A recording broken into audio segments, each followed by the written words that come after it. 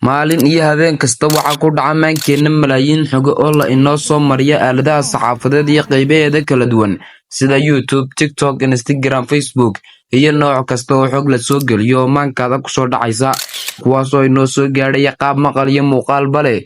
Ujeedada laga leeyahay ee xogahaas la inoola wadaagayaana waa in dad asaageen ahi ay afduubtaan maankeena oo ay u qaabaystaan sida ay doonayaan.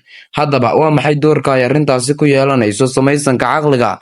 Sidee arrintaasi saameyn ugu yeelan kartaa caqligeena iyo go'aan qaadashadeena? Daraasado aan hore loo samayn oo dhowaan la sameeyey ayaa lagu sheegay in go'aanada aynu damacno inaan qaadano oo garaadka maweelayaha ay qaato 7 ilbiriqsi ka hor inta uuna qaadan garaadka weelayaha ahi.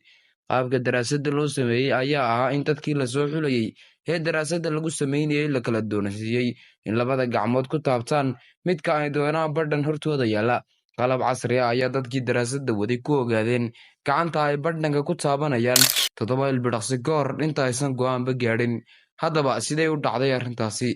Buune cilmiga bayolojiga aad ugu takhasusay lana dhaho Bruce Lipton waxaana ka dhiga jaamacadda Stanford ayaa tilmaamay maskaxdu inay tahay sida kombiyuutar weyn oo lagu keydiyey macluumaad badan oo isugu jira dhaqanno, dabeecado, fikrado, aragtiyo iyo caadooyin kala gedisan. Waxaana maskaxda lagu kaydiyaa macluumaadkaasi guyaasha ugu horreeya ee nolosheenna. Isaga oo sii faahfaahinayana waxa uu yidhi in qofku leeyahay 2 caqli: caqliga weelayaha ah iyo caqliga maweelayaha ah. Caqliga maweelayaha ahi waa mid u fikira si xor ah kana mas'uul ah arrimaha u baahan in si macquul ah looga fikiro. Waxa uuna fikiraa halkii ilbiriqsiba 40 bit. Bit waa cabbirka ugu yar ee koronteed ee lagu cabbiro xawaaraha kombiyuutarka, halka caqliga maweelayaha ahina uusan awoodin inuu ka fikiro waxyaabo cusub, kaliya tan ugu go'aan qaato wixii hore ugu kaydsanaa.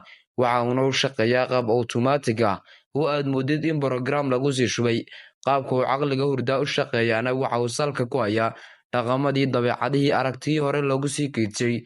Waxaana uu jaraa 50 milyan oo bit halkii ilbiriqsina. Tanina waxa ay noo caddaynaysaa in caqliga hurdaa ka xawaare badan yahay oo ka dheereeya kan soo jeeda. Saynisyahanadu waxay sheegeen in shaqada ka socota garaadkeena ahaaneed, dhaqan ahaaneed, dareen ahaaneed ay ku xidhan yihiin 90% ilaa 95% shaqada ka socota garaadka maweelayaha ah.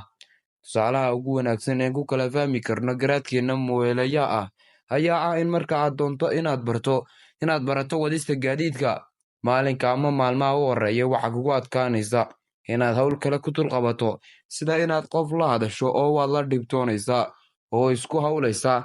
Balse muddo kadib waxaa laga yaabaa adiga oo telefoon ku hadlaya inaad waddo gaadhigii amase aabad dad kula dul sheekaysato.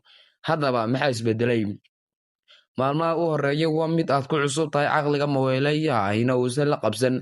Balse muddo kadib marka aad ku celceliso waxa uu kuu noqonayaa inaad qabanaysid hawshaadii iska caadiga ahayd si awtomaatig ahna waa aad u qabanaysaa oo ula qabsanaysaa.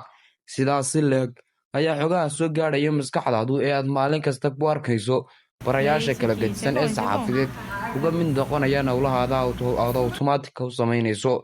Sababtana waa ta lagula yeeshay maankaaga ee xasuustaada ay la qabsatay noloshaada ka jirta internetka. Saasna caqliga maweelayaha ahi go'aan ugu gaadhayo goor kasta waxaa yeelay xogta uu hayo ayaa saasa. Haddaba daawadow, adiga ayaa ka mas'uula xogta soo galaysa maankaaga ee ilaali maankaaga. Haddaad halkan nala soo gaadhid daawade, haddii aanad weli nagu soo biir ha muuqaalka like saar siina share.